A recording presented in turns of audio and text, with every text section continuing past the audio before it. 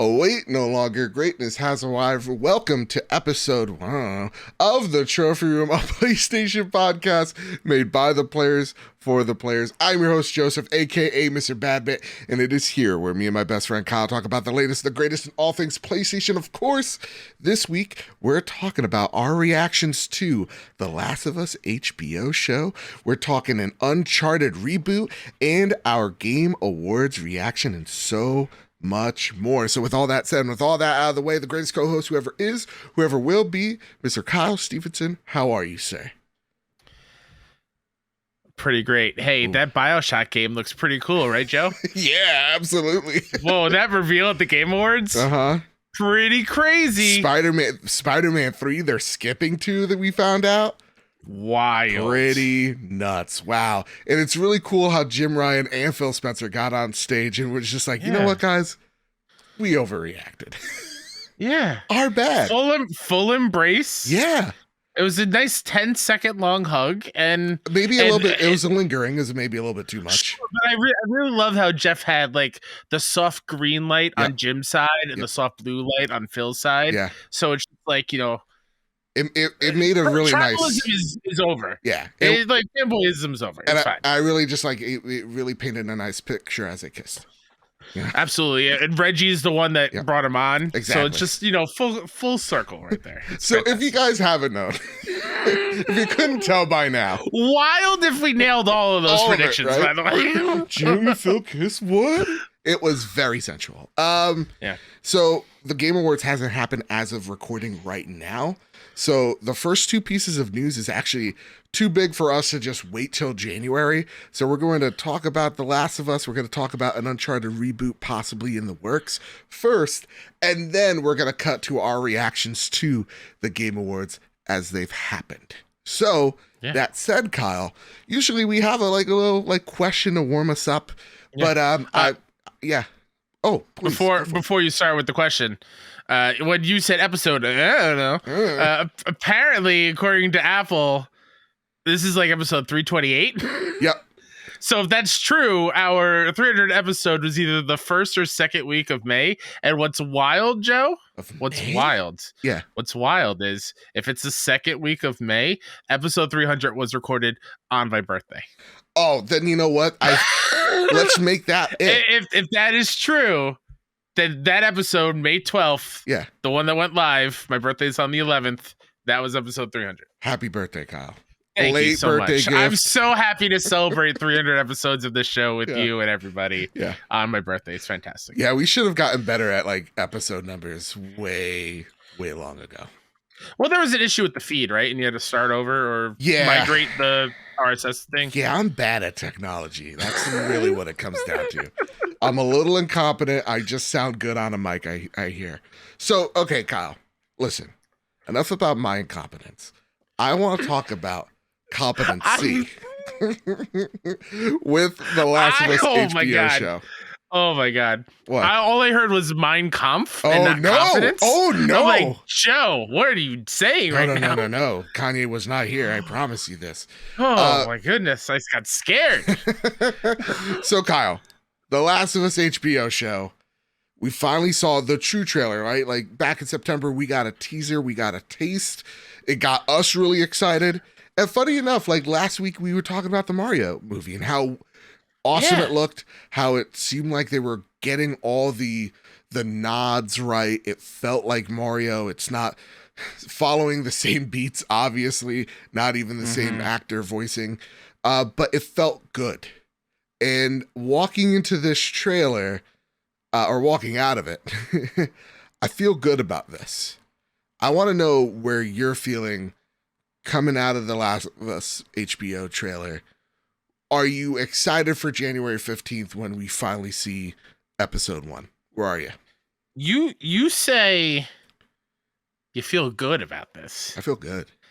I feel effing fantastic. Oh, really? Okay. I feel over the moon. There is not one thing in this trailer that made me worried. Okay. Not one single thing. I love the little nods to part 2 with the music. Yep. I love scenes taken straight from the game, like when they're traversing across the building tops. Yes. In Boston. Oh my God. Seeing the gold dome, right?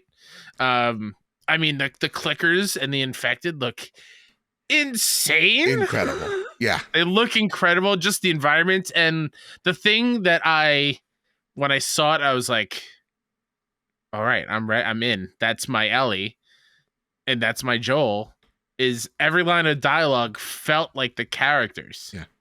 And all Pedro said was like, your cargo, really.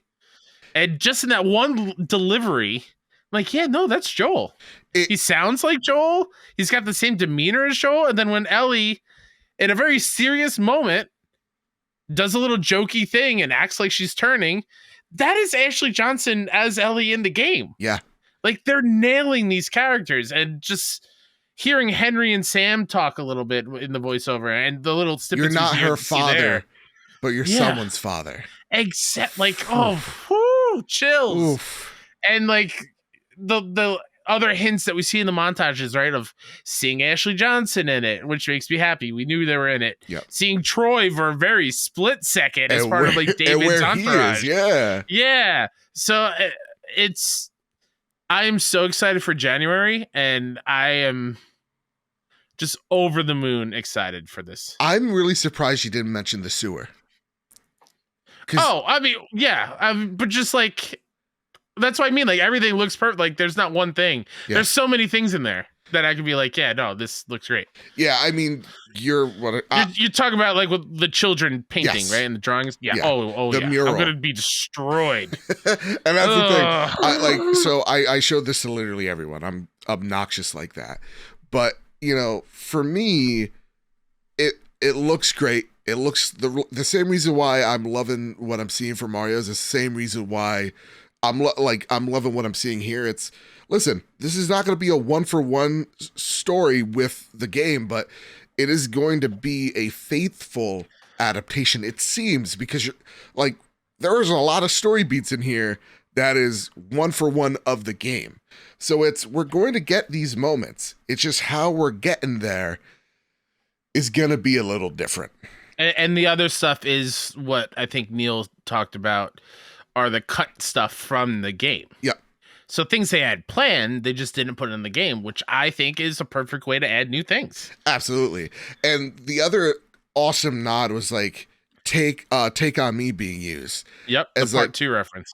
Part 2 reference. So it's like, you can see that there's a lot of love for the game, for the original. And yeah, I'm really interested where they take David's crew, and how important they play in the story. But like, even just seeing like the carousel portion. Oh my! When the mall lights up, beautiful. Oh man. Yeah. And like that couple that are talking to Joel and Ellie that aren't in the game. Yes. And they're like, "Oh, Ellie saying, oh, you think you can scare us? Yeah, you're not gonna scare us." And they go, "No, scared him." Yep. And they just look at Joel, like, "What are they what did they just talk about?" Yeah. What is the thing? Like, you've obviously are already on this trek, so you've already gone into Infected. What is the thing that is scaring you? Is it David's crew? And that's what it could be. And that's what I'm really interested about. So again, like, I'm not here for a 1-to-1, but I'm here for the ride, and just seeing non-gamers, like the Ellie moment you were talking about in the trailer. Yeah. My mother actually like laughed. Even my mother, my sister-in-law both chuckled at that. They're like, "That's funny. That's cute." I'm like, great. "Oh, that's great." My brother, who is a newfound fan of The Last of Us, what got him at the very end was seeing the bloater. Oh, and he's just like, "Oh my God, they're doing it. It sounds like a Game of Thrones dragon." And I'm like, yeah. And what environment was that at though? Because that wasn't the gym when we first see it. Who knows what it is? So I'm totally in. I have faith in this. I know I saw someone tweet at us like, "Oh man, this is gonna be like Breaking Bad levels of like great," and I'm like, let's relax. I want to hold expectations. Let's not go too crazy. But that being said, it's hard to not be so excited. Yes, but I feel like Craig Mazin, who's written one of the best shows in recent memory, in Chernobyl, Neil is a part of it. Show running. Like the so like the person who knows the game is helping out on the show. Yeah. And fantastic actors, like, but it's also Breaking Bad. Like, to me, like, sure. Breaking Bad is like, you come at the king, you best not miss. Like, that is sure. Yeah. Excellent. So for me, I'm like, let's just hope this is good. Let's just hope that we understand that, again, these are the same characters, but there's going to be slight variations to them, especially like when you're talking about like Bill or like Sam or, you know, whoever. Bill and Frank. Yeah, we don't know here. Frank other than a hanging corpse in the first game. Exactly. So to me, there's so much here to explore and take different routes. I just hope it lands in this that we end up in the same place. You know? Sure.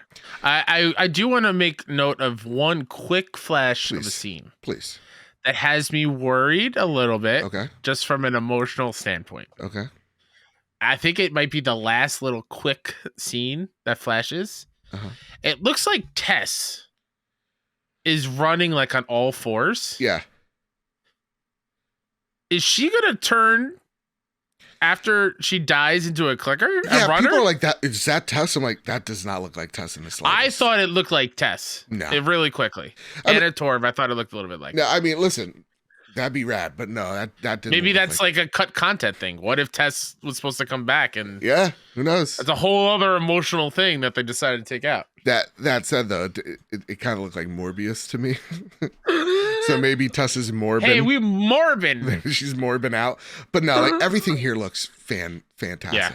Mm-hmm. And I can't wait to cover this. Of course, we'll probably cover the first episode on a live feed, and then the rest afterwards is going to be a Patreon like post-show type of deal. Yeah. So support us over at patreon.com/PS Trophy Room. And speaking of, Kyle, can I throw an idea out there? Oh, please. Why don't we do like a watch party in the Discord? Oh, right? Yeah, absolutely. Like what? Like the night of? Or like so we can just all watch it together. Dude, that is it. That's awesome. This guy, big picture over here. I like this. Big picture. All right, it's time for our housekeeping. Of course, like we talk about each and every week, if we ever got you through a long car ride, a tough day at work, whatever your situation is, it really does help us out if you toss us a buck our way over at patreon.com/PS Trophy Room. I want to thank our newest members, Cypher Primus over at the silver tier. I want to thank our newest silver tier member as well, Robbie Bobby Miller himself, Savoy Prime, and Steven Rodriguez at the bronze tier. I want to thank our platinum producers, Todd Burowitz and Toxic. I want to thank our gold members, N. Johnson, Too Soon, Gavin Gottfried, Jose Jimenez, Jedi Master Red Metal, Kirby, Stephen Flesh, Doth Simon the Pie Man, Enigma, Millennial Falcon Gaming, Cowboy, Danger D, Strubles and Bits, and the Green Gorilla Gamer. I want to thank our Silver Plus members, Awesome Dave, Hide Indoors, Marcus O'Neill, JB the Purple Monkey, Jados Von Metal, Tim Ulf, Justin Rodriguez, Cypher Primus, Captain Logan, Brenton Zachary, K Grimm, Rick Arrington, Dwane Rockshow, The Good Sir, Foolish Fuji, Kevin Mitchell, Kevin Diaz, Elo, 2032, Bubble Boy, N7, Jesse Garcia, Hambone, The Aztec King, Stone Cold, E.T., Astronauts Jr., not to be mistaken with Astronaut Senior, Maximum Carnage, Katie Stubbs, M9 Prime, Sean McKenzie, Final Fan, XZ, Androza. Listen, spell it to me phonetically because I'm a big moron. All right, I'm a big dumb idiot, folks.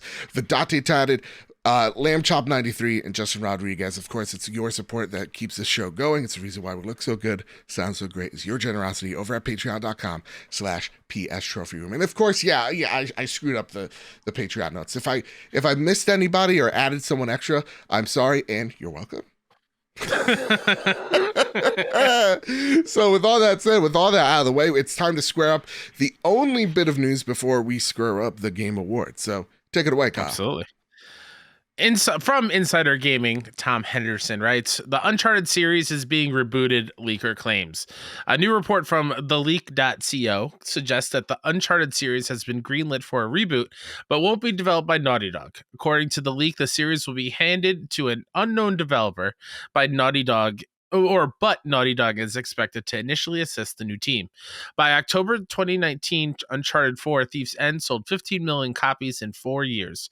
In 2015, Naughty Dog lead game designer Robert Cogburn suggested in an interview with Kotaku that Uncharted 4 was likely the last in the series. Quote, "These games are hard to make, particularly with a character like Nathan Drake in a world that's fairly grounded. It's a challenge to consider how much more we can expand the universe while adhering to those sorts of rules," Cogburn said. That's not to say the questions will be the same in games we make going forward, but as a studio, we grow tired of answering those same types of questions in the same fiction. It's going to be fun for us to really embark on new ideas and start fleshing those out in a new series, end quote.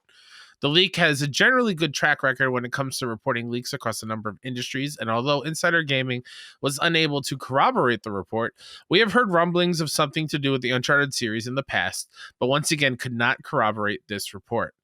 As for when this supposed Uncharted reboot will be announced is anyone's guess, but we wouldn't be surprised if it's a few years down the line. Ooh, we've been hearing a lot about Uncharted, a lot about a new series, a lot about a new trilogy handed off from multiple developers to try to tackle. Yeah. You said before we think it's the Malaysian team, right? Absolutely. But that being said, Kyle, there's a new report. It is interesting that Tom Henderson is putting his name on it because he is probably one of the more reliable leakers in the industry. He usually doesn't put his name or attach his name to something that he doesn't think is at least happening or in the works.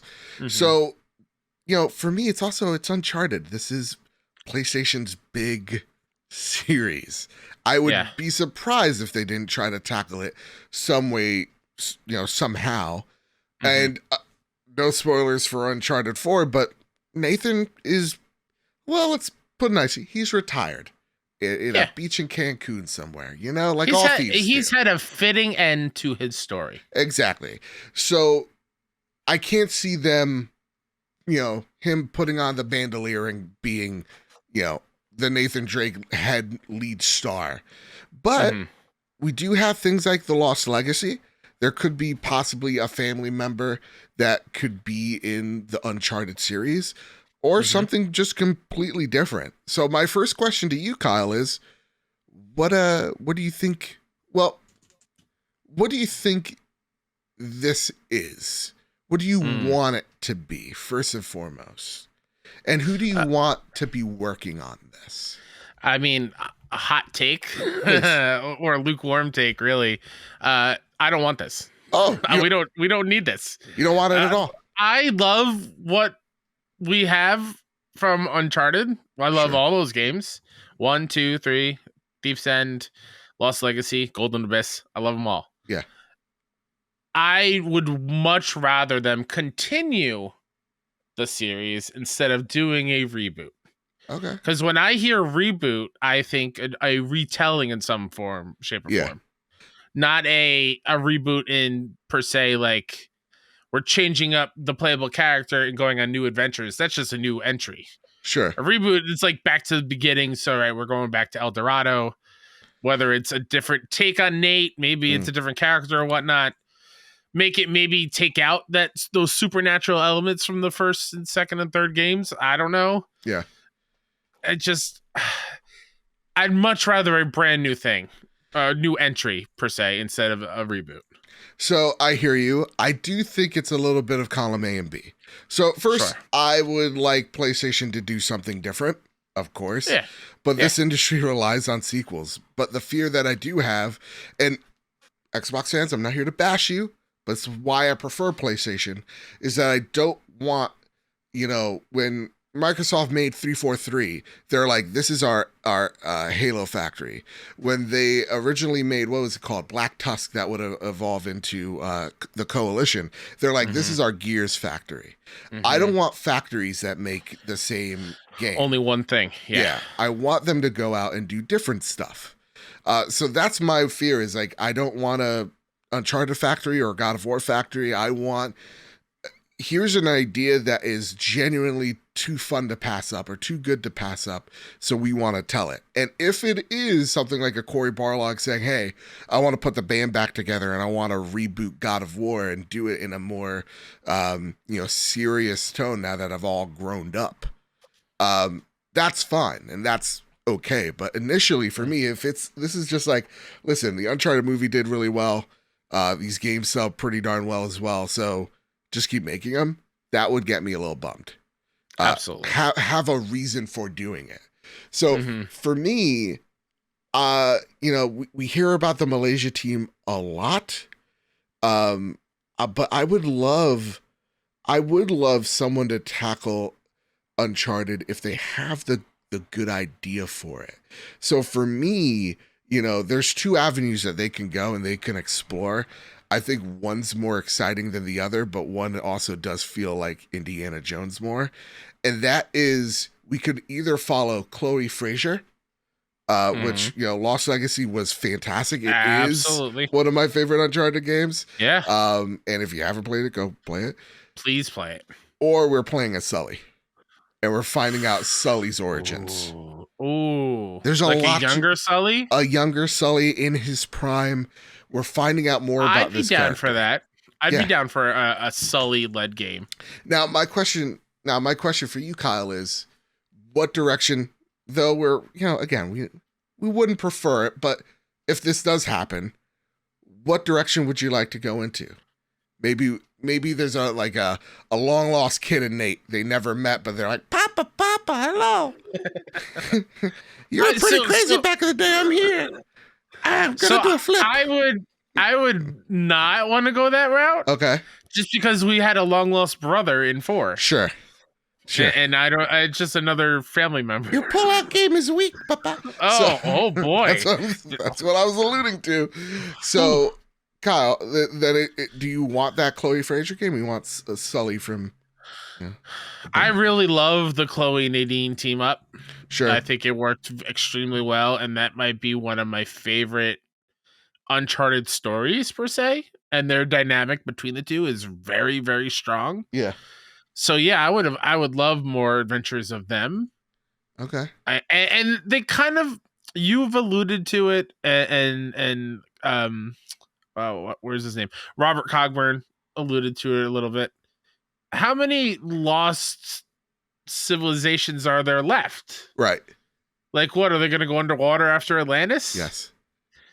But how grounded is that? How are they going to stay underwater and do all this? How much fun would that be? Right. I mean, I think there's definitely I don't know. They could go to go space. They could go to the Trojan Empire, something there. I don't think it's too out of the realm of possibility. I think by using Sully, you're filling out that character more. And again, I think that's a good critique, because off the top of my head, I'm like, the Trojan War, and I'm just thinking of Nate's poor pull-out game. But nonetheless, that's how I came. Could he use the Trojan? Exactly. Oh, hey. Thinking of the Always Sunny line, you guys know. But I'm thinking of Sully. I'm like, yeah. So he's born in 1950, so roughly he's about 65, years old as Uncharted starts. Dude, there's a really cool Cold War story that you could be telling here, and I think that's super interesting. At least for me, that's a story I'd like to tackle. But I've got one. Indie-ish. I don't know. Go for it. Let's go to the Easter Islands. There's something up with those big heads, There's something. Yeah, there's something up with those big heads. Yeah, let's go to Stonehenge. You know what would be really cool? It would never happen. What? It would never, ever happen. Tell me. Give me a Lara Croft Nathan Drake crossover. Yeah, that would be... Have them team up and do some kind of cool. Yeah. All right. I'd be okay with that. All right. So it's not gonna happen. It's not gonna happen. No. So you don't want this at all. But let's be real. I will buy and play the heck out of it. Yeah, sure. But it's just not. It's not where I want Uncharted to go. Sure. If anything, I would rather them. This is a dirty word these days. I'd rather them remake the first game, because that is outdated. If you've tried to play it now, it's not that great. Yeah. I think I'd much rather take a remake of the first game than a reboot at this point. Okay. I see. I'm willing to give it a chance as long as they got a good idea. Sure, And yeah, I would absolutely. like to know what finally like the Malaysian team's working on. Who knows? Maybe Ben has it. They did a great job with like Golden that's Abyss. fair. But I know they said they're working on something sci-fi. So, I just want to make sure that Uncharted is in good hands. That's I think the only thing that worries me. And that's the other thing. Like, what team exactly can I trust with it? Yeah. And that's me as a dum-dum, just I play the video games and buy them. So me saying I trust a team whether or not, it doesn't hold a whole lot of water. Yeah. But it's just if the team that made some of the really bad Kirby games, if they're making an Uncharted game, like, was there ever a good Kirby game? That's the real question. Listen, I am very upset with this year's Kirby game. 85 or what? Come on. Obviously rigged by Sean Capri. So I don't know. Yeah. There's still a lot of questions that need to be answered. Fair enough. But this is not happening anytime soon. Like Tom alluded to. So there you go. There you have it. Uncharted, The Last of Us, all that goodness right there. Now it is finally time for a segment we like to call. Kyle, are you holding on to something? Yeah. Prepare the drop. Here are all the game rewards from Geoff Keighley's Game Awards show. It's wild. Crash killed the guy. Did you see that? And just like that, Geoff Keighley's Game Awards are over. And here are the biggest highlights, strictly PlayStation related, that you need to know about. Now, Kyle, here's how we're going to do this. We're going to separate it from the biggest announcements at the Game Awards, because there was a lot of them. And then the winners of all the nominees that were there, the biggest ones that you need to know about. And some of our thoughts and opinions on how this was as an award show and how it was as a trailer-a-thon, as it were. Yeah. And as always, the trailers and games we're going to talk about are ones that we can play on PlayStation. Yes. And there are other things that I want to talk about, but they're not on PlayStation, and why get excited for them if we can't play it on PlayStation. Exactly. And of course, these are the ones that we're the most excited about, because I'll just say it right here, right now. Our impressions of the show is that I think we have to understand what the Game Awards are. And I feel like this year I came in with the best expectations. Is just like, we're going to see a lot of game announcements and reveals, because we've been stocking up over the last year, it seems like, for what is going to be a big blowout in 2023. And that's definitely what it was.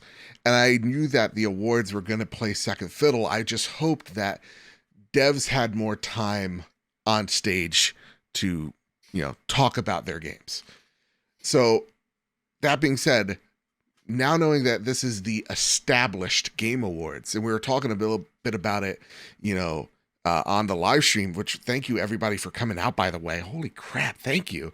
But we were talking about it, like, to me, this isn't the best one. I feel like year 1 and 2, when it felt indie, when it felt like it was grassroots, like we were fighting the establishment type of deal, it felt more communal, like we're all in it together. While now this feels a bit more corporate, because it's had almost 10 years to do this and establish itself.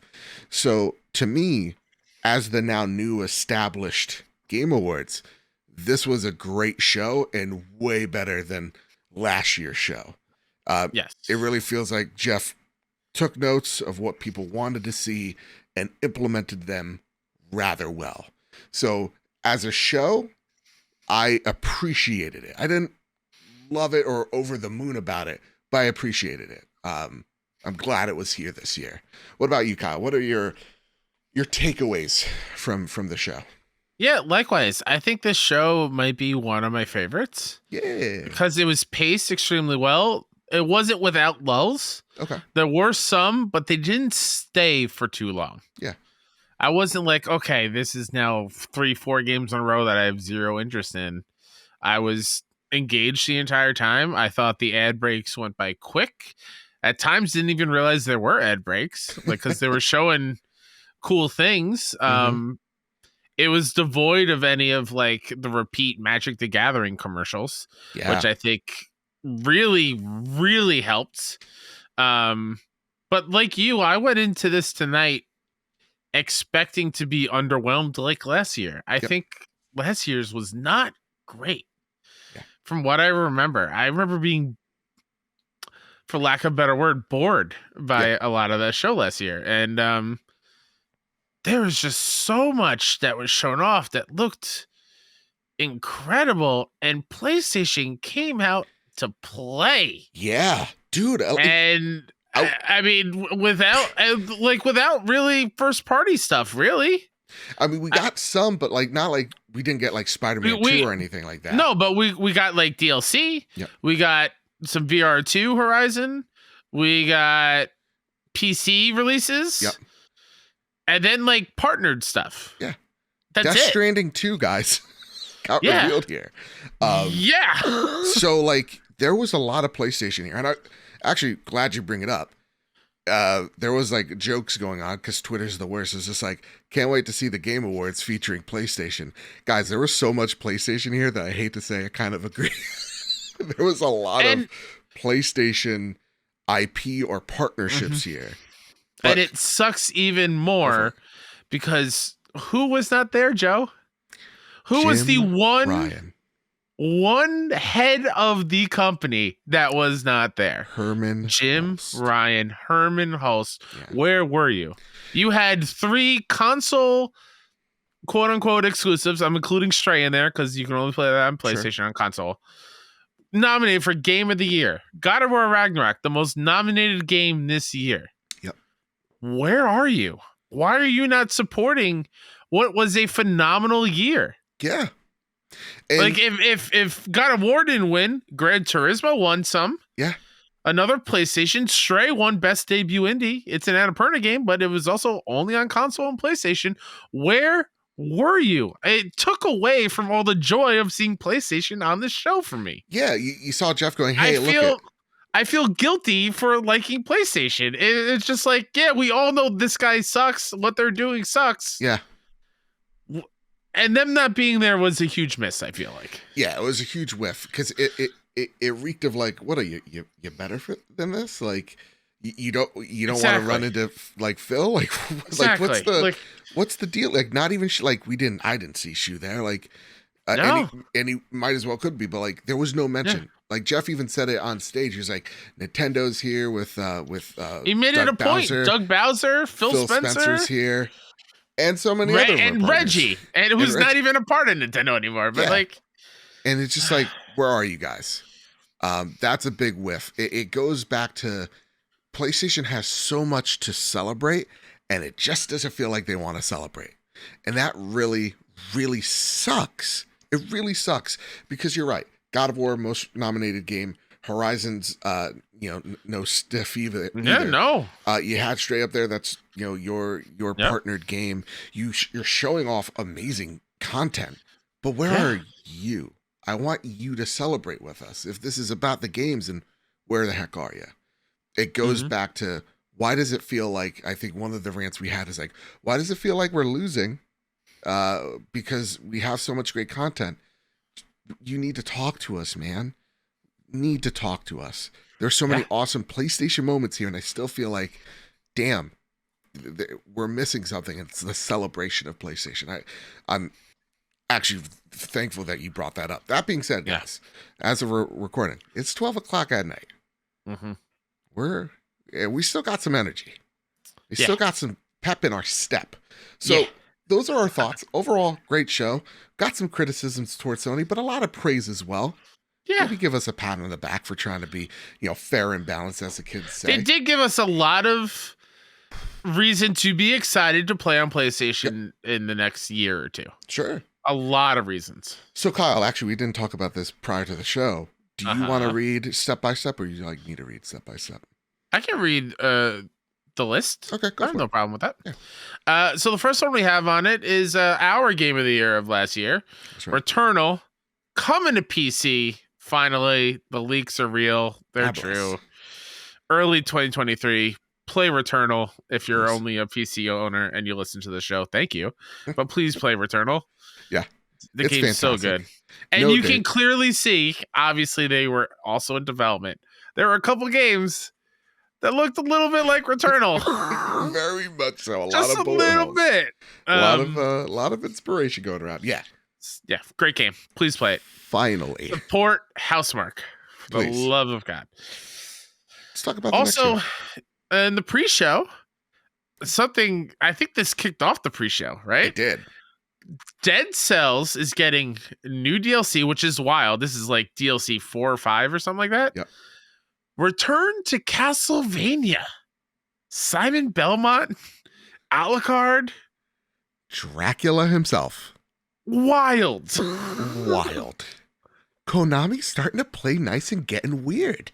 They certainly are, which gives me more hope that Metal Gear Solid remake is a thing. Yeah. It's supposed to be here, quote unquote. All those insiders and stuff. Yeah. Awesome. This looks awesome.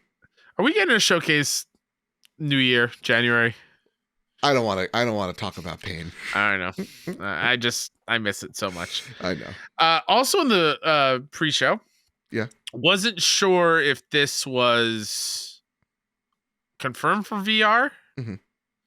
But it was also around the Call of the Mountain, which we got to see a little bit more of as well. Looks incredible. Yeah. Viewfinder, which is that perspective puzzler that reminds us of Maquette or Superliminal, where you play with the perspective and it fills in the gaps to go traverse this landscape. In first person, kind of like The Witness as well.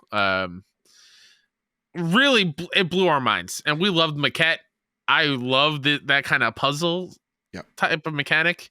Looks gorgeous. If this is in VR, I can't wait. Yeah. So just to get this here, it is PS5, PS4. Even then, okay, this thing looks nuts. Still looks nuts. You're playing with pictures, perspective, and you're solving puzzles with it. It's utterly mind blowing. Yeah. We can't speak it into existence. You just need to see it for yourselves. Absolutely. This looks freaking awesome. It's playing with so many unique art styles at the same exact time. Please, at least do yourself a trailer. Yeah. Watch it. Watch that trailer. And then Joe, pre-show's over, right? Pre-show's over. It's for you. And then the Game Awards starts. And Geoff's like, most nominated, one of our most nominated studios is back to show off their new game and whatever. And my mind goes racing like, oh, Naughty Dog's here. Oh, Insomniac is Spider-Man 2. We're going to see it. No, what do we get? We get an art style reminiscent of a Hades. Or like instantly, ooh, Supergiant. Yes. What is it? And the entire time I'm watching this, I'm like, this looks a lot like Hades. Is it just Hades DLC? What? Because Supergiant, I tell me if I'm wrong. If you know, I feel like every new game they do is a different genre. Exactly. Yeah, in a different game. So, they don't tackle sequels all too often. They really don't. Yeah. And so I'm like, oh, what is it? What kind of game we're gonna get from them? And it's straight up Hades 2. Yep, new character. It looks like Zeus is trapped. Maybe Kronos has him or something. I think that is Kronos. Yeah. Oh, okay. I think that is Kronos from the trailer, from what I understand. I'm not too big on Greek gods. Because she was talking to him like that was her father. Okay. I think. Yeah. Oh my god. I actually think Kotaku has, for the first time ever, a great headline, which is, "Oh shit, they're making a Hades sequel." Oh my god. I think you said it. One of us said it. It's like, if this game actually came out last year, it would have been our game of the year. Oh, yeah, you said that during the stream. Stellar. Early access? Right now, early access. In 2020? It's not going to be on PlayStation right away. Eventually it will be, though. If the first one did. Yeah. I highly doubt PlayStation will pull a Nintendo and hold back Octopath from... Or other way around. Nintendo would hold Octopath off of Xbox and bring it to somewhere else. and not have it on that same system. It's 12 o'clock. You know what I mean? I know. I totally understand. I'm sorry. It's also 12 o'clock. I'm just saying that for everyone listening. Like, Kyle, what are you talking about? That's follow my logic. Pegboards. Yeah. Pepe Sylvia. Who is he? After Hades 2, like literally, and you're taking down Kronos, by the way. Oh, it King is. of the Titans. Great. Yeah. Sweet. Immediately afterwards, another world premiere of I made a joke when we pre-recorded the show yesterday. Man, that Bioshock game looks crazy. And it is a game called Judas from Ghost Story Games, which is literally the studio that Ken Levine founded after he left. Oh my God. Not Irrational Passions. Irrational Games. Yeah. Who created Bioshock, and it looks great. I almost made a joke yesterday when we pre-recorded that of like, man, Bioshock's in space. Wild. It looks like we're in space. Yeah, dude. It's so, I don't know if I say it a lot, but like Bioshock is one of the games that awakened what video games could be for me as a kid. I have such a huge fondness for Bioshock. So Judas definitely feels like it is. You're in Bioshock, it's System Shock, you're in space, you're in this spaceship, and something happened. You need to get out of there. It's something's gone to shit. I think the line is fix what you broke. And the main character's like, the only way I'm getting off is with one of these people. Yeah. And they show three different people. And it feels like just from the name of the game, they will be they'll be your companion at some point. Yeah. And you won't know who to trust, and probably not any of them. Yeah. And it has a very much like a early 60s futuristic sci-fi aesthetic, which I love. This is another one, guys. We can't do it justice. Okay, no. It's 2:00 in the morning. Go watch this. Next gen only too, I believe. Yeah. Only PS5 and Series X and all that stuff. Awesome. Can't wait. All right, Kyle. You take this one. Yeah, please. I will not take away from your excitement for this one. Star Wars Jedi Survivor comes out March 17th, 2023. Let's just lose it. You got mounted combat. You're on a little ferret thing. Not even like a pelican looking guy. You got saber combat, of course, saber combat, saber variants. So previous game, you can have dual wield, you can have a staff. This time, you get the Kylo variant, which acts like it's a long sword. So it has so much weight to it. Oh my God, yes. You have God of War inspired takedowns. It looks like you're also going to have some partners with you along the way.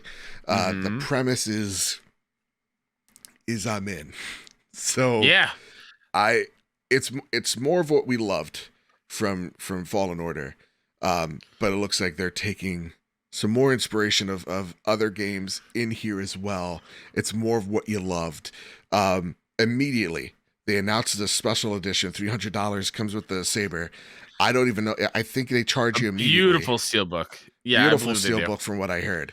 I just saw the saber and $300. I was like, and I'm making a poor investment, but I did it. No regrets. I don't want people who watch us live react misconstrue my hype for this. I am super excited. Yeah, you're just not a huge Star Wars guy. I'm not a huge Star Wars fan. I love Fallen Order though. Yeah. That was a great game. Besides the map, they gotta fix the map, Joe. They will. They have to fix the map. I mean, it looks like even like some of the traversal options, it seems like much more fluid. It seems much improved. The gods, he is not wearing a poncho. No poncho, bearded, handsome as all hell. Different costumes or whatever. Yep, absolutely. Handsome. And you said it best when we live react. I'm blanking on his name. But Cal Kestis? No, the actor. Oh, Cam. I forget his last name, but he's Cam.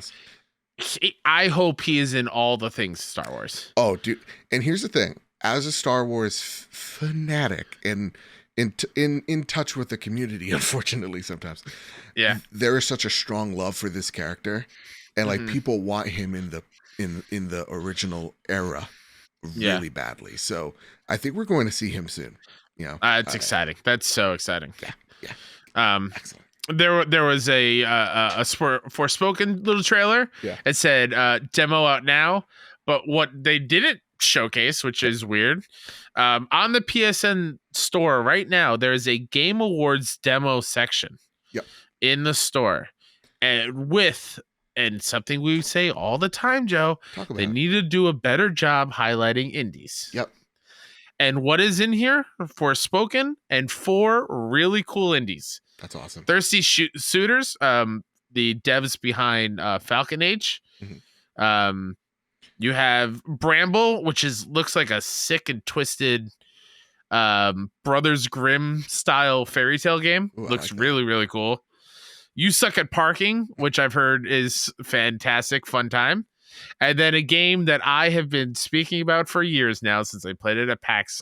Feels like forever ago, 2019. Season. This game is special, everybody. Please play this demo.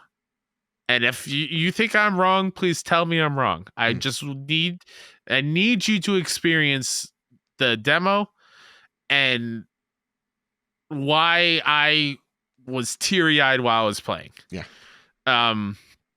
Season is going to be a journey level type of game. I'm going to say that right now. That's high aspirations. Yeah.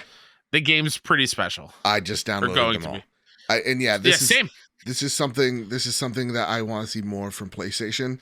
Yes. Really cool that it's on the app. There's nothing like, it's not boinked. It's right really there. cool. You go to the store part of the app. It is right there. After that, we get Diablo 4 trailer starring Halsey.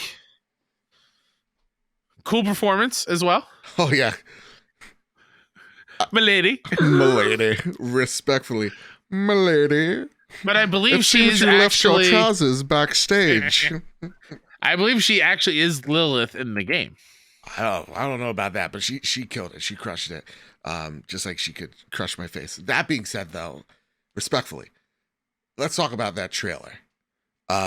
Rod Ferguson, I have a lot of respect for as a huge Gears of War fan. That's right. It's a PlayStation show, but we could show respect. I thought he did a great job with Gears 4 and understood the assignment of what Gears of War is and trying to reinvent it for a more modern setting. Diablo is it understands the assignment of what people wanted. I got into Diablo with Diablo 3, and I felt like it was, though an amazing game, it felt like Blizzard was like, oh, this is the art style we're going to have. You're going to look at this and go, this is a unified Blizzard look. It's a little cartoonish. It's a little, whimsical. And it looks like they went, no. Enough with this. You're going to understand it's Blizzard in its own way. We're going back to what the fans wanted from Diablo, which is gothic, which is horror-esque. It's going to take some fantastical elements, but this is, in lack of better words, this is going to be badass. That whole trailer is incredibly dark, and it reminded me of Doom in a way. It was metal as all hell. And Tyrael up there as he's leading this army into hell itself, and him saying something along the lines of I've come back to hell for her, and seeing him touch down and his light tendrils just blowing up these demons around him with ease without even a second thought. One of the things, I forgot where I heard this, I would love to give them credit, but the horror from this new Diablo is not from the demons, but what we as men are capable of. And they got it perfectly. This looks incredible. Easily my most anticipated game for next year. I'm going to lose so many hours to it. Sorry, that was my TED Talk, Kyle. No, I'm thinking that might be my first Diablo. Yeah. I realize the game is not going to look like that, but that cinematic was pretty cool. And all the things we're hearing about it too. Oh my God, world events, open world, all that stuff. Give it to me. Dual sense capabilities. Feed me, baby bird. Feed me. Really quickly before we move on. Yes, sorry. I completely forgot about something from the pre-show. Oh, yeah, go for it. Mike Mignola's Hellboy Web of Word. Looks cool. A roguelite action adventure with an original story created in partnership with Dark Horse Comics and the creator of Hellboy himself. Looks so cool. Cel-shaded comic book art style. I'm excited for this. Yeah. I love Hellboy. Yeah. And this looks really, really cool. All right. Yeah. Just want to highlight it looks good too.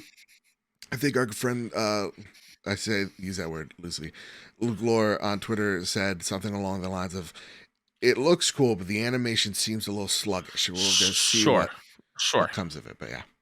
Yep. Mm-hmm. What's the next one on the list there, sir? Suicide Squad, Kill the Justice League. We have a date. Yep. May 26, 2023. Yep. But this trailer was super cool because it showed a silhouette of Batman, and the entire time I was freaking out. Like, in the Arkham universe, Batman is supposedly dead. Arkham Knight at the end. Spoilers for the old game. It's been 10 years, guys. Relax. I know. Okay. They even talk about it in the marketing material, so let's relax. Yeah. I wasn't expecting to see Batman in this game, and let alone hear Kevin Conroy's voice. It turned into like a tribute. Yeah. And oh boy. This game just became way more important. It's going to be like one of the last pieces of Batman with that voice, you know? Yeah. It's so sad. Yeah. I'll speak for you here. Kevin Conroy, only 66 when he passed. I'm going to get a little emotional. He's my Batman. When I think about 1000%. The voice of Batman, when I think about the silhouette of Batman, I'm thinking about Kevin Conroy. And I love a man whose principles aligned with Batman's. Yeah. In real life. He is Batman. Mr. Kev. 1000%. And I'll say this: the birthday gift that I got in 2020 during the dark times, my brother actually got me a cameo of him talking about how to get through this. And it was something I really needed back then. It's something I'm going to very much cherish now. This is really special. Beautiful stuff. Beautiful stuff. I mean, I'm happy they showed that because it was a loving tribute. Yeah. And I'm only gonna speculate that they were gonna keep that a secret. Oh yeah. But because of his passing, I feel like it turned into a very special moment at the Game Awards when they decided to show that off. Absolutely. But even before that, and the sappy stuff aside, I love the Captain Boomerang Flash stuff. Oh yeah. Of like Flash like falling over and Captain Boomerang still trying to like keep him up so he doesn't fall. Mm-hmm. And him accidentally cutting off a finger. Yep. Or something. Like, the humor, I think, is there. Yeah. Rocksteady are geniuses in this universe. I still want to see a little bit more gameplay. Sure. But I'm in. Absolutely. If they dropped a collector's edition, that would be me shelling out $300. Just today. Here you go. Yeah. Let's talk about this. Have you seen this? Have you heard about this? I've seen this. Obviously, it's not a Geoff Keighley show if Kojima is not there. And Kojima didn't just come out just to talk and hang out with Geoff on stage. No. Death Stranding 2, baby. Or excuse me, DS2. DS2. Words cannot describe this trailer. No. It would feel like I'm about to have a stroke if I tried to describe to you what we saw. Let's see. Leah Seydoux is back. That's right. I forgot her character's name from the game. Fragile. Fragile. But she's not that fragile. No, she's not. She is not. Norman Reedus, his character. Yeah. Sam Bridges. BB. Porter Bridges. BB. Troy Baker is singing. Yep. And seemingly still a part of this story. Yep. which is wild. Obviously, this also has Elle Fanning in it, as announced on Twitter. There's some other actors or actresses. I did not think we would see Death Stranding so soon. There's an octopus baby. There's 1,000% an octopus baby. So I think you guys need to just watch this trailer for the octopus and this baby. really cool robot or like human in armor that's playing like a electric guitar, keytar or something. Only Kojima. And actually, you know, we were talking about it before the show. You know, Death Stranding really did predict a lot of what happened during the pandemic. And and he knows it. He knows it. And he's like, sorry guys. He joked. He's like, I'm going to try not to predict the future with this. In fact, I rewrote it. I rewrote it during the pandemic so that I could get it even more right. So that was nuts. I thought that was the most interesting piece. Not to get it more right, just to not predict another catastrophe. Yeah, but like, you know, to see what he got so right there about us being disconnected, it looks like this theme of should we have connected? And I think it's gonna go into play of are we too connected to social media and things like that? Yeah. Is it doing more harm than good? Spoiler alert, it's doing more harm than good. Yeah. So I can't wait for him to explore that. And it seems like a lot of time has passed because Sam's got gray hair. Yeah. There's a new shipping business in town. That's right. Drawbridge, I think is what the name of it was. Like that, Dawnbridge. Yeah. So crazy looking game. I can't wait. Cool. Yeah. Can't wait. You know what I can't wait for? DLC? Yeah, for the first time in a long time. Let's go. April 19th, 2023. Yep. Horizon Forbidden West, Burning Shores DLC. We're going to LA. That's right. It shows Aloy on top of a sunwing flying, and you see the Hollywood sign, and then what I believe in the game is called the Horus. Yep. One of the big, which giant is one of the big giant thing with the tendrils that you see in the mountainsides. Yeah. That comes alive, and it seems like you're going to have to fight one of those things. And I can't wait. I cannot wait. This looks awesome.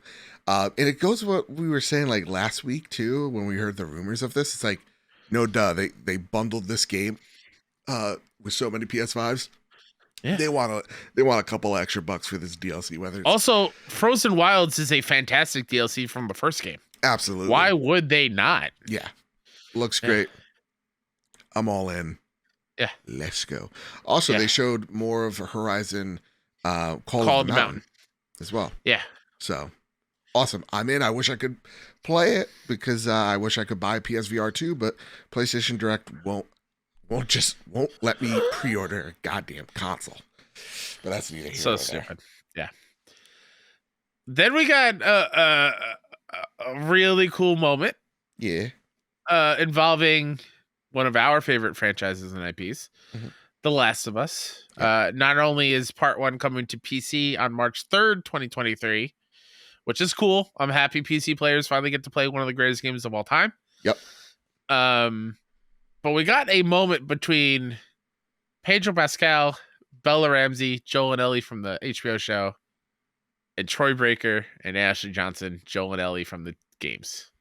And they were both on stage together, hugging, loving, celebrating Bella each and other. Ashley hugged each other. I was like, oh, my heart. I love this. It's like the passing of the torch, acknowledging Ashley Johnson. Oh, Milady. And you know what, Troy Baker? My lord. Nice hat, by the way. My lord. Pedro Pascal. My lord. Respectfully, Pedro. Or as he would like to be referred to as, Daddy. Daddy, yeah.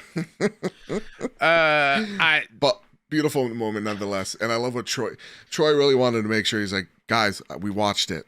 This show's legit. And really just giving his full support, which I think is great to see. Yeah. There probably is some lingering people like, Troy can do it, you know. Ashley can, yeah. Troy can, you know, stuff like that. Yeah. Now, this is cool to see them kind of pass the torch.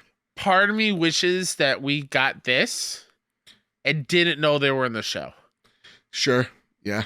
And then when we saw the show and they popped up, just be overcome with joy and happiness. Yeah. Absolutely. But it doesn't matter. It's still cool. That was a very cool thing. and they tried to talk at the same time. It was great. It was a good moment.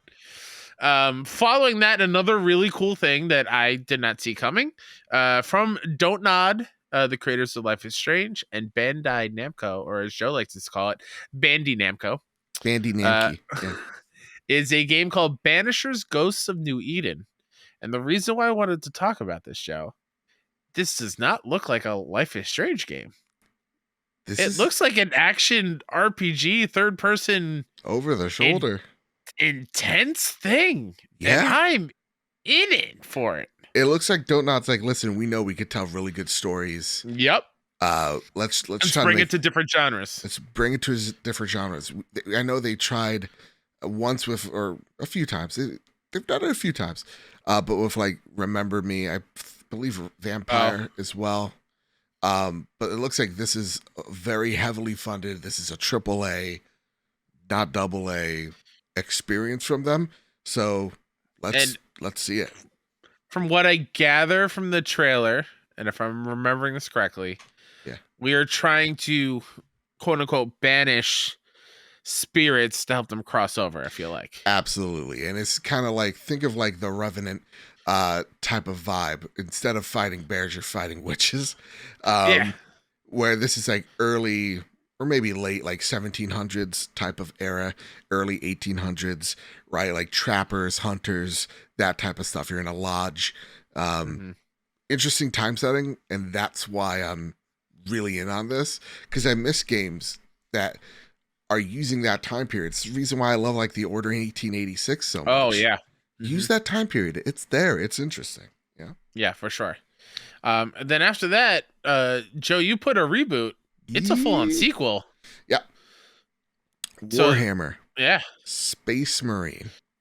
Looks cool. Looks awesome. I loved the original Space Marine back on the PS3. It looks like we're getting more of it. I'm in. At no date, just 2023. We didn't see much in terms of gameplay, but I have faith in this game, and I'm excited for it. There you go. And I think it is going to hit 2023 because Collector's Edition was announced. Oh, yeah. That statue is crazy. Go look it up. It's huge. Like box art is out there, so like I think it's going to happen, which is cool because it just got unveiled like last year. Yeah. So that's pretty awesome. Then after that, after a From Software win for game direction, yes, a game that Geoff was talking about. Oh, it's from one of the greatest, most celebrated devs ever. Here's this thing, Joe. I just want to Go ahead. Who called it? You did. You called so much, by the way. Hey, you may be omnipotent or whatever that word is. I have no history with this. You're close enough. It's 12:30. It's fine. It's 3:30 in the morning. Yeah, relax. I have no history with this franchise or IP whatsoever. Same. But Armored Core 6: Fires of Rubicon from Software. Yeah. Next year, 2023. So From Software, man, first off, needs to pay its people appropriately. Secondly, because I could throw criticism when I can or shall, even if it's my favorite developer. But the one thing a lot of people don't realize, they're working constantly on new ideas, new games. Like they were working on Elden Ring when they were working on Sekiro. So this is this fast, turnaround is not uncommon for them. This looks awesome. This looks like, Miyazaki, this was not his series from, if memory serves me right. Again, it's late. So this is him now tackling sci-fi.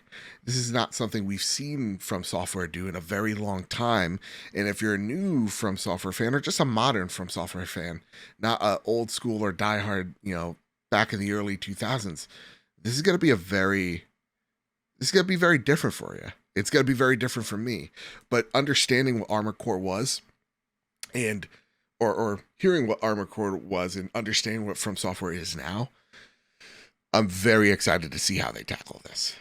So, according to Wikipedia, Mm-hmm. Oh, Miyazaki. Miyazaki was the planner for Armored Core Last Raven, and then the director for Armored Core 4 and Armored Core 4 Answer in 2006 to 2008. Okay, so that was one of his first roles. Okay, thank you. Thank you. It was his first time directing, actually. Yeah. So this before is cool Demon Souls in 2009. Getting back to it, and then also when he was accepting the award, he goes, "There's got to be more Elden Ring. Don't worry about it." Yeah, don't worry. It sold 12 million units in a month. We get it.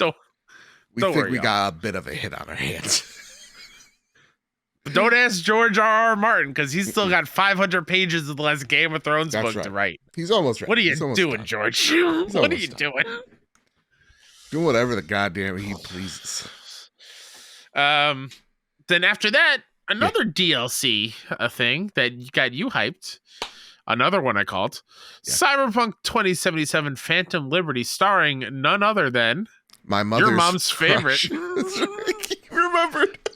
Of course, come on, Mama Bedbith going knuckles deep is my favorite joke I've ever said on this show.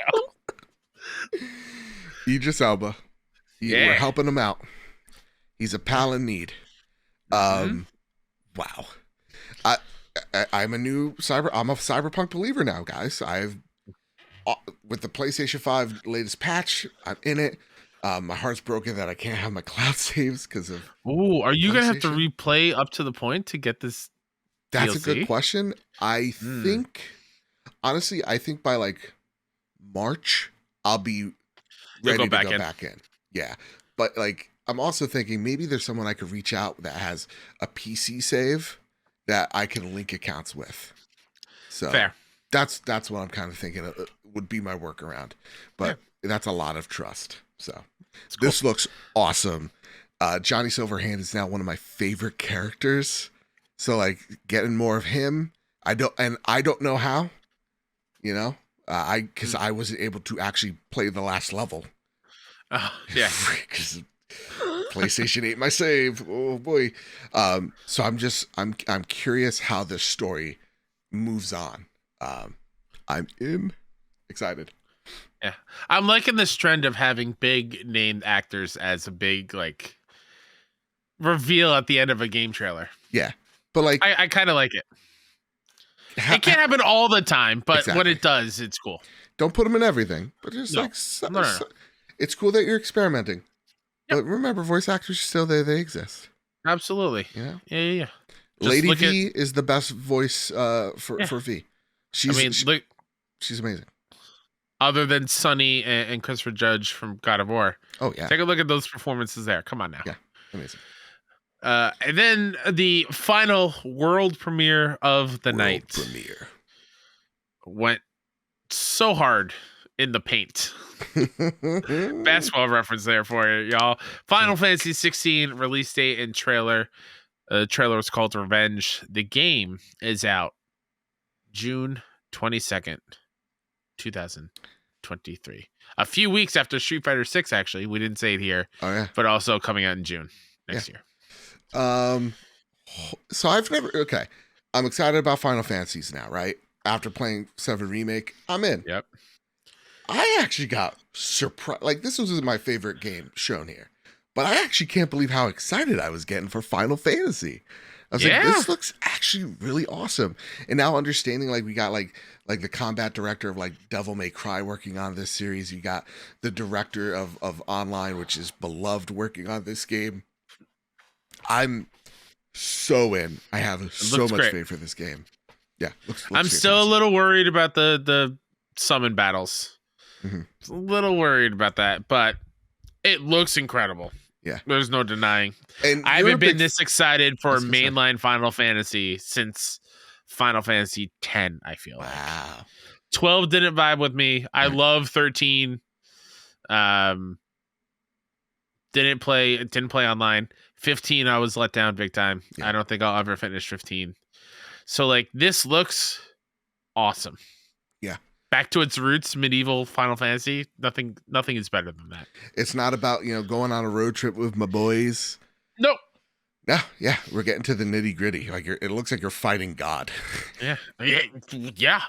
Which, real talk, I know this is just a sub thing, but I feel like if I don't say it, I'll lose it forever. What's up with horror games, totally side tangent, where in the beginning it's like all you got is this rusted dagger and everybody is going to kill you one shot, to at the end of every horror game it's like, here's a minigun, now it's time to fight God, here's a rocket launcher. Exactly. It just made me think of certain horror games I'm playing. But yeah, There you go. Fighting God in Final Fantasy 16, I think. Looks crazy. You fight a lot of gods in Final Fantasy. It's a thing. Oh, it's a thing. There you go. Take that, Jesus. Whoa. I don't know. And that Rabbi Bill Clinton, we're taking him on. Please don't. We're gonna talk about it. Oh God. All right, let's talk about now. There's a lot of announcements. The awards. Yeah. It's called the Game Awards for a reason. And it seems like only 2 games won. Take it away, Kyle. Sure. So best debut indie. Oh, and we're not going through everything. Not everything. There's 30 categories. We took like the 10 most important ones. We're tossing them in here, breaking them down. Take it away. Yeah. I'm going to add something here that's not here. It was the first one. Best performer, Christopher Judge for Kratos. God of War Ragnarok. Well deserved. Well deserved. Loved his speech. A little long. Not a little long. I get it. This is an emotional journey for him. This character means a whole lot. Your mic's doing a weird fuzzy thing again, Kyle. Cool. I don't know. Yeah, you know how you unplug Yeah. You got it. He's out. Guys, don't worry. It's 4:00 in the morning. But like, he's emotional, cool, but like he went 10 minutes. Yikes. And then Al Pacino introduced the award, and Al Pacino's like, I don't know why I'm here. Hoorah. No idea. He was as lost as we were. Awesome that Al Pacino's there, but he also didn't have his reading glasses on, nor his spectacles, nor his bifocals, and he could not read the prompter in the slightest. This moment here felt a little bit odd, and it felt a little long in the tooth, and I feel like Geoff Keighley was just like, hey, listen, everybody gave me shit last year for not having these awards, or not having the presenters on stage, or whatever, winners on stage accepting the award, and this was a overcorrection. And I think even him realizing that they were trying to play music out as well. Kyle, did I buy you enough time? I couldn't get it unplugged. I hope it's okay. Okay, it works out. Does it sound okay now? Yeah. Okay. All right. It just would not come out. It's fine. Dude, I was really good at I won't touch it. Touch it. Don't you dare. Yeah, it's cool as one. I love the emotion behind it. Yes, it was long. Yeah. But I enjoy seeing the performers get to really showcase why they love their character and stuff. So you can see he definitely poured his heart and soul into it. Yeah. Yeah. Hooah! Best debut indie. Stray won that one. Best multiplayer game, Splatoon 3. Not a PlayStation game, but Joe, you wanna go on a rant for a little bit, right? Why? They won't even let you in a match in this game. It disconnects so much. Yeah. How did this win best multiplayer game? Also, Kyle, thoughts here, since you're the indie guy. Your thoughts on Stray winning? I know we're doing our own award show. You may have different thoughts, but are you okay with Stray winning? Do you feel like there was maybe some others that should have gotten their shine or their shot? I'm just realizing now, did it win also best debut and best indie? Yes, best debut, won both? Indie studio and best indie. Yeah. Okay. I feel this is just a problem with the Game Awards. Mm-hmm. I feel like it was a foregone conclusion that would win because it was nominated for Game of the Year and it was the only indie. Mm. So how can the only indie that's nominated for Game of the Year not win the other indie categories? Yeah. That is where I think there's a flaw in this system a little bit when it comes to indie games on this stage. Yep. I don't love Stray. I like it a whole lot. The more I think about it, yes, I cried at the end because it does get emotional. Sure. I think it's really cool being a cat and at that perspective. It's 5:30 in the morning. It's 5:30. We watched next year's Game Awards. Yeah. Sonic won. It's weird. What? But like being a cat in that perspective, right, Sure. with the robots around you and trying to solve puzzles from there, and being connected to these non-alive AI robots was cool. They did a great job with it. Yeah, they told an emotional story with a non-verbal protagonist. Yeah, and it actually worked pretty great. I wish best debut went to Vampire Survivors. Yes. And best indie went to Cult of the Lamb. That's where Fair. That's what I wanted. Fair. And I feel like what you put in bold that you're probably going to talk about a little bit would help with the optics on this whole thing, where it's not just 2 games winning. Yeah. Spread also, the love. Vampire Survivors. It's my new addiction. It's now on iPhone. Yeah. And you guys know I don't play mobile games. No. I am addicted again. Been playing it on my Steam Deck. Make sure you download Marvel Snap too, by the way. I think I have it downloaded. Sweet. Yeah, I do. I just haven't turned it on. But Vampire Survivors, let's go. Put it on PlayStation so I can nominate it for debut game next year, because it is. Absolutely. I'm addicted to it, dude. I love it so much. Yeah. But just having different indies, I think, win would help with not just the same thing winning over and over and over again. Like, the next one here, I'm sorry to take, like, best audio design, God of War Ragnarok. There's a lot of really good sounding things. I do feel like you're right. The problem here is it's a, and I get it, it's a award show, but it's a popularity contest. It's like we're not even recognizing like a more or less popular genre that is racing. Also had a really great sound. It's like nobody even, usually the Oscars, they send out the movies.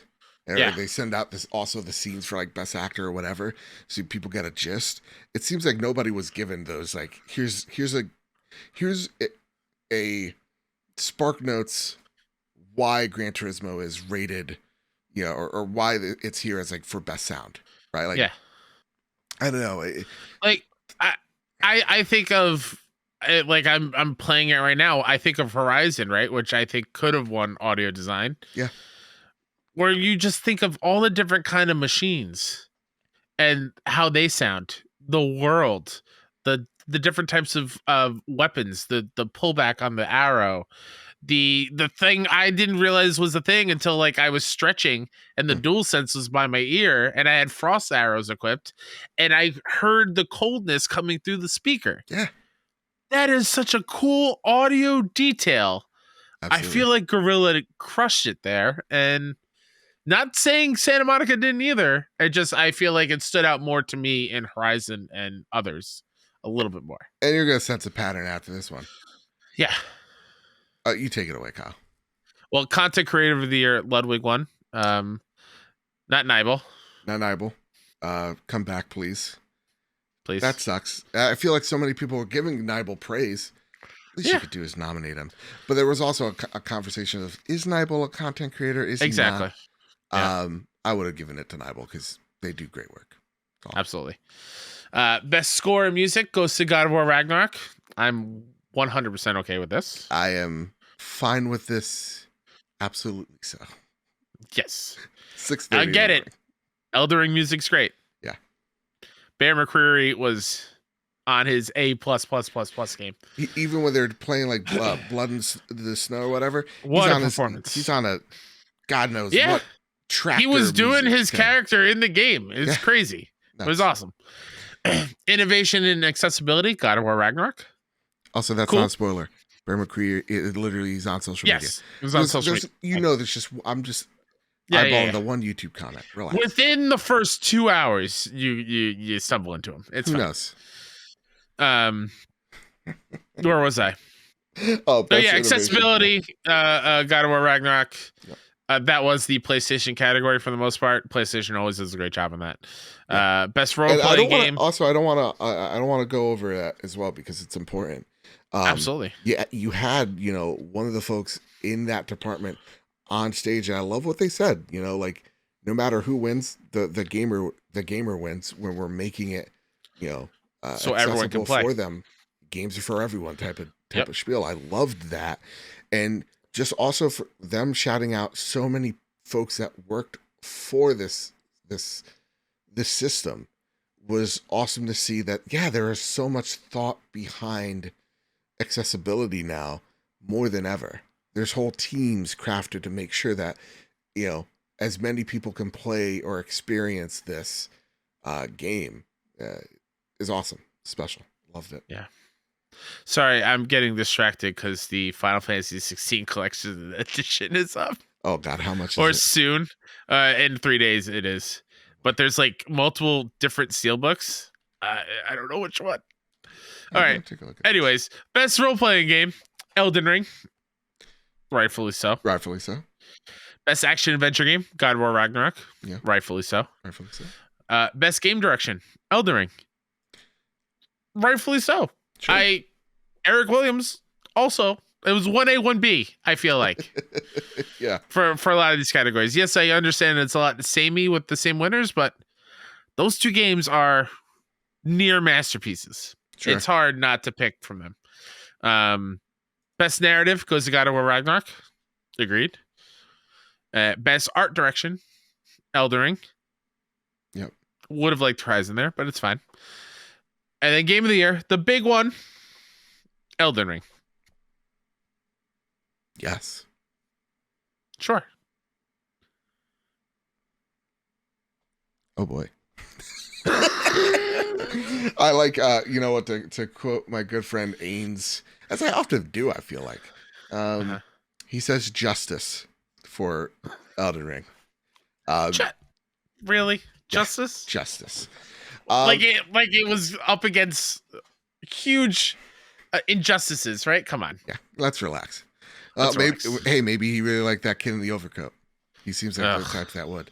For those that didn't watch, some random kid got up there and tried to do some political bullshit at the end. Yeah. Security needs to be fired after that. How do you let that happen? Yeah. And it literally looked like a small child in an overcoat. Yeah.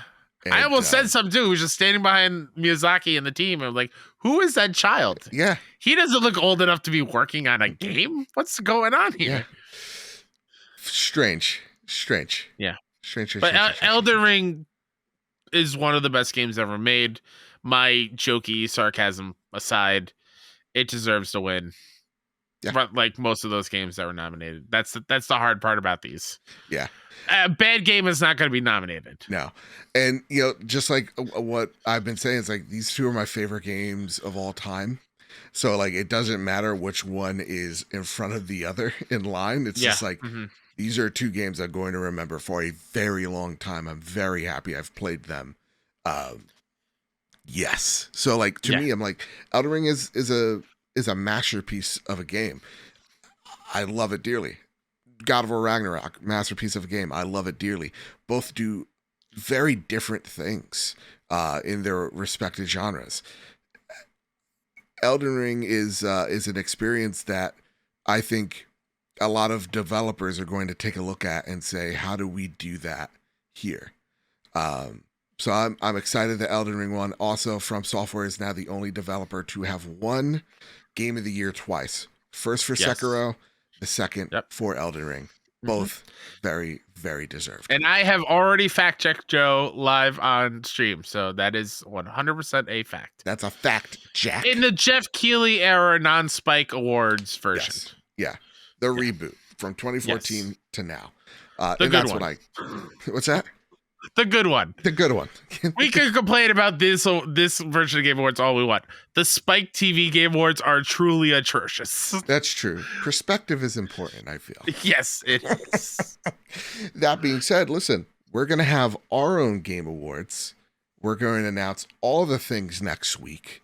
It's going to be huge. We literally have, I think, close to, if not 30 categories, over 60 plus games. It is not perfect, but it's something that we wanted to do to not make it like this, where it feels like only 2 games came out this year. We want to highlight games that maybe didn't get the love that we feel like they deserved or highlighted the way that others did. For example, Metal Hellsinger is going to be there. It's going to be in multiple categories. Cult of the Lamb is going to be in best art style. There are games like Neon White that have been announced for PlayStation coming out next week. That's going to be there. We mentioned it earlier when we went through our Game of the Year list.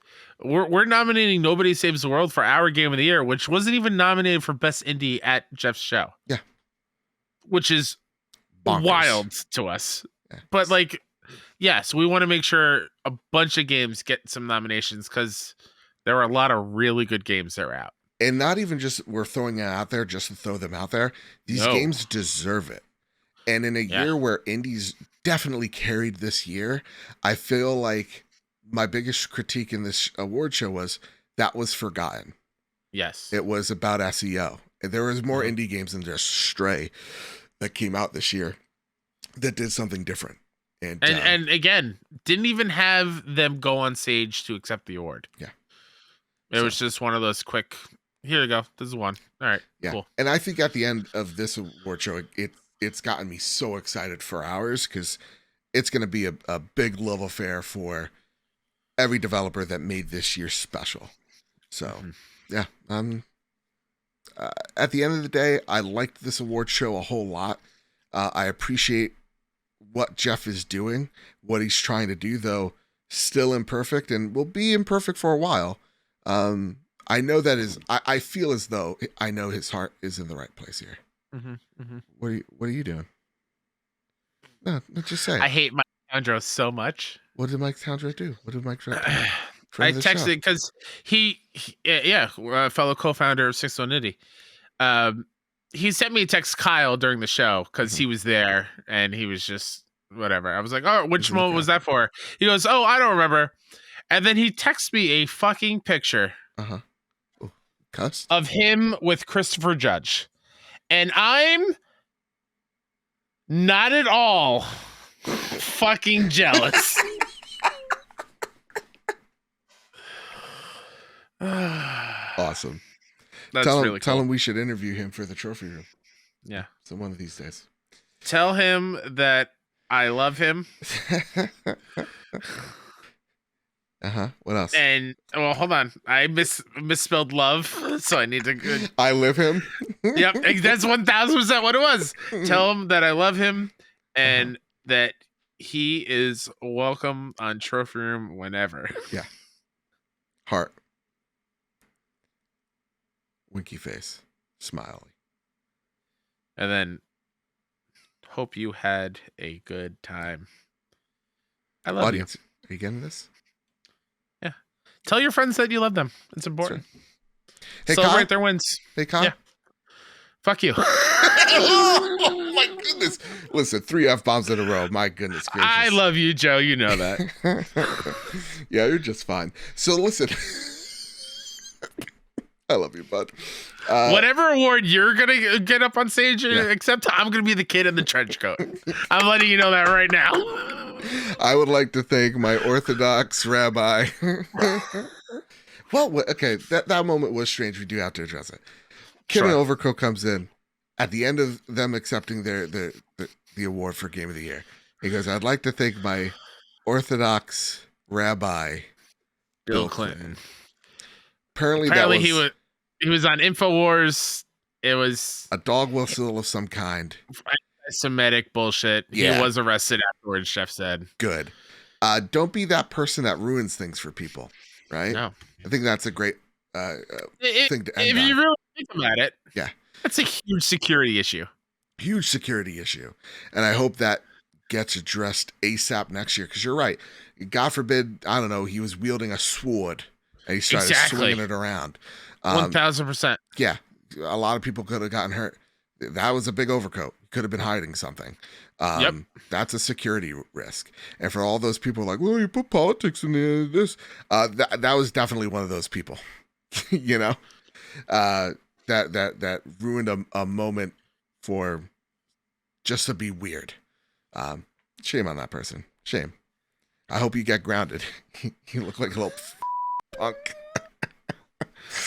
Also, real quick, if you pre-order the deluxe edition Final Fantasy 16 at Best Buy, not only will you get the deluxe edition steelbook, you'll also get the regular steelbook as a pre-order bonus. So 2 steelbooks for the price of 1. God damn, I gotta look this up. Final Fantasy. I'm doing that right now. And can't wait. All right, guys, listen. That has been the special episode. Before we get on out of here, though, a brief thing. Breaking news, as it were. Kyle, is what it is. SEO warrants it. Right before the show, there was breaking news that the FTC has decided to sue Microsoft over the Activision Blizzard acquisition to try to block it. I'm going to say this right here, right now, before we end out the show. No one knows what's going to happen next. It's something we echoed last week. Something that we've been echoing. You know, all the people that's telling you this is how this thing's going to happen have been wrong. I'm tired of hearing about it. I'm tired about everything being a firestorm of controversy around it. So here's what we promise. No more until we find out what the verdict is. Because this is getting outrageous, and I think people are acting childish and are acting a fool and are acting as though they are experts on bird law. And I think we're getting a little ahead of ourselves. I don't know what's going to happen. Everybody that I've listened to, they sound confident, but have been wrong every step of the way. So I just want to say that we're in unprecedented and uncharted waters. What I'm more interested is how the sausage gets made behind the scenes stuff that we think might be brought to light. That stuff is going to be interesting. That stuff we'll talk about. But all of this petty stuff, I'm not a fan of, and I'm not gonna speak of that. I'm not even gonna tell you the odds because Han Solo wouldn't like it, so I'm not gonna say it. Also, we're just tired, y'all. I'm just tired. It's 7:30. Not even time-wise. I'm just so sick and tired of hearing about Activision PlayStation fighting over Call of Duty. Are they drag racing? Chirping. Oh, okay. I thought you had some drag racers out there at 8:15 in the morning where kids are getting on the bus and we're still podcasting. But yeah, it is what it is. We gotta just relax. Everything's gonna be fine. I muted all the words, and now I'll only know when actual news happens because people will actually tell me that I respect. So there you go. And with that, that's been the trophy room this week. And my goodness, what a week it's been. Just to round it up so that I know, we talked about our Last of Us HBO show trailer reactions. We talked about a possible Uncharted reboot in the works. We rounded up the highlights, the things you needed to know about the Game Awards, and then we talked about the FTC and how we know nothing, Jon Snow. So how about we just kick back, relax, and play some games. I can't wait to talk to you all about our award show next week as we have over a dozen guests talking about what made their gaming experience in 2020 too. So can't wait. It's going to be such a great time as we wind down for the new year and we just start highlighting and getting weird with y'all and talking about what gets us excited. That's video games. That said, Kyle, is there anything you'd like to spotlight before you get on out of here? I like to spotlight myself at Mr. K Stuff on Twitter, Hive, PSN, all the things. Go check out 61indie.com. That's SIXONEINDIE for all the indie game coverage that you're looking for. We're going to go pretty big for our indie game of the year stuff in January. So check it out over there. And I want to reiterate to everyone that caught us live on Twitch, thank you for hanging out. Joe and I talked briefly in between us taking a quick little break before recording. Siesta. I am always forever humbled and appreciative of anybody that takes time out of their day and chooses to come hang out with us and listen to us. That will never be lost on me, ever. Lost on us, ever.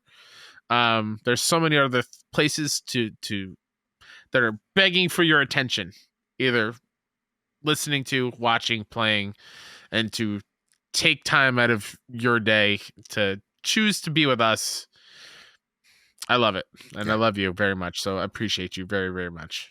I echo that, man. We have created the best community in the world on the internet. Just to know that, like, I found out, oh wow, I have like modding abilities when I clicked on the little chat on Twitch. Please don't Bill Clinton me, but like I didn't know about that.